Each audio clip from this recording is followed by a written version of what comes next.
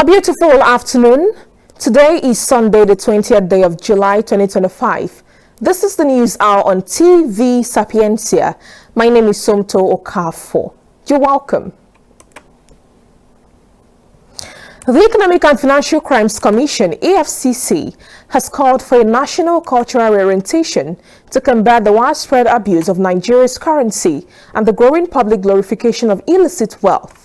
Speaking at a sensational forum held in Lagos at the weekend, EFCC Chairman Ola Olukoyede said that beyond arresting offenders, the agency is now focused on addressing the social norms and attitudes that normalize financial recklessness and corruption. Olukoyede said the EFCC is working to change the perception that spraying money or displaying questionable wealth is a symbol of status. He stated that such actions promote a culture of impunity and have contributed to Nigeria's deteriorating international reputation. As part of its public enlightenment strategy, the Commission has launched an anti-corruption radio station and is partnering with filmmakers, community leaders, and the National Orientation Agency, NOA, to promote civic values. The senator representing Kogi Central District, Natasha Akpoti, is insisting she will resume at the Senate on Tuesday, 22nd of July 2025, in line with the judgment of the court, despite the appeal by the President of the Senate, Godswill Akpabio. Senator Akpoti, who is a constituency for training program to empower her constituents, says that though her suspension did not stop her from working for a constituency, it hampered a major part of her responsibilities, which is responsible bills and motions on the floor of the Senate. The lawmaker said she has communicated her intentions to resume on Tuesday in a letter to the Senate. Recall that on March 6, the Senate suspended Akpoti for 6 months for breaking its rules. The suspension came amid her allegations of sexual harassment against Senator Akpabio. The Kogi lawmaker, however, took the matter to court, challenging her suspension. In July, the Federal High Court Abuja asked the Senate to recall her from the suspension. The Senate President, however, is appealing the matter and has taken it to the Court of Appeal in Abuja. The Labour Party caucus in the Senate has asked Governor Monday Okpebholo of Edo State to apologize to Nigerians over a remark in which he asked the presidential candidate of the Labour Party in the 2023 general elections, Peter Obi, to get clearance from him before visiting the state. In a joint statement signed by Senators Victor Ume, Ireti Kimbe, Ezia Okoye, and Tony Nwoye, the lawmakers described Okpebholo's remark as executive rascality and abuse of office. Recall that on Friday, Okpebholo had at a public event warned Obi against visiting Edo State without security clearance. The governor claimed that there was violence in the area following the Labour Party presidential candidate's last trip. However, the LP lawmakers said every Nigerian is free to move around the country, citing Section 4, Subsection 1 of the Constitution of the Federal Republic of Nigeria, 1999 as amended. They asked the Inspector General of the Police and the Director General Department of State Services to take note of this threat. Jude Ezenwafor, the People's Democratic Party PDP governorship candidate for the upcoming Anambra state election on 8 November 2025, has reportedly been shot by unknown gunmen in Abuja. Sources said the attack happened on Friday night near Wuse 2 as Ezenwafor was on his way home from an appointment. He was seriously injured in the incident. However, Ezenwafor, a real estate developer based in Abuja who emerged unopposed as the PDP candidate, is currently receiving treatment in a private hospital. Doctors are preparing to carry out surgery to remove bullets from his body. 2 other people who were with him at the time also suffered injuries and are being treated. The reason for the attack and the identities of the shooters are still unknown. Police investigations are currently ongoing. Meanwhile, PDP insiders said the incident may affect the party's campaign plans, depending on how serious Ezenwafor's injuries are and how soon he can recover.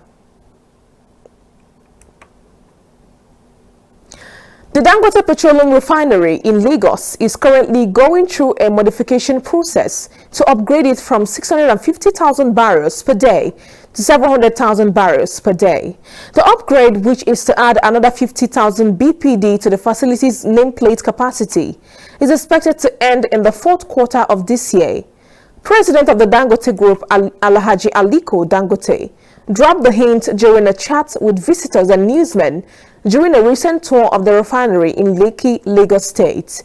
Dangote said the largest single train refinery could not reach 100% capacity this year due to the modifications going on, expressing confidence that the modifications would seal up the oil refinery. The All Progressives Congress, APC in Ekiti State, has dismissed claims that former Governor Kayode Fayemi is plotting to destabilize the party or lure members away through a secret stakeholders meeting.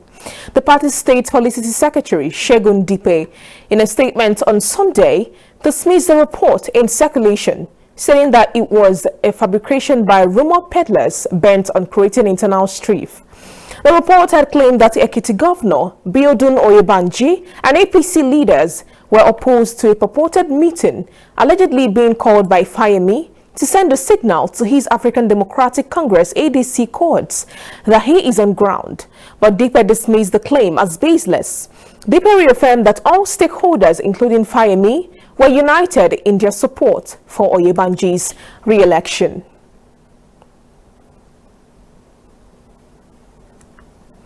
The Kebbi State Police Command has arrested 11 men for allegedly impregnating a 13-year-old girl in Shanga local government area of the state. The spokesperson of the command, CSP Nafiu Abubakar, who disclosed this in a statement on Saturday, July 19, 2025, said efforts are being intensified to arrest the remaining fleeing suspects and ensure diligent investigation. According to the PPRO, the suspects, all residents of Tongagiwa village in Shanga local government area, lured the girl with cash gifts ranging from 200 Naira to 500 Naira and had sexual intercourse with her severally in different locations, which resulted to pregnancy. The victim just gave birth to a baby boy on July 8, 2025. The Enugu State Police Command has bust child stealing and trafficking syndicates and rescued 6 stolen children in multiple coordinated operations. The operations carried out between June 20 and July 16, 2025 also led to the arrest of 10 suspects involved in local and transnational child trafficking networks. The spokesperson of the command, SP Daniel Ndukwe, who disclosed this in a statement on Saturday, July 19, 2025, said police operatives arrested a mother and a 16-year-old daughter as well as a female accomplice for allegedly running a child trafficking. According to the PPRO, the teenager gave birth on June 30, 2025 and sold the newborn for 1,400,000 in connivance with her mother. The commissioner further reaffirms the command's commitment to fighting crimes against children and urges the public to provide timely and credible information. And lastly, on the foreign news, Prince Al-Walid bin Khalid bin Talal, a member of the Saudi royal family, often referred to as the Sleeping Prince, has passed away nearly 2 decades after falling into a coma following a car crash in 2005. A nephew of the billionaire businessman, Prince Al-Walid bin Talal, the late prince had remained in an unresponsive state for 19 years since being admitted to the hospital following a car accident in 2005. He became a quiet but enduring symbol of faith and resilience for many in the Arab world.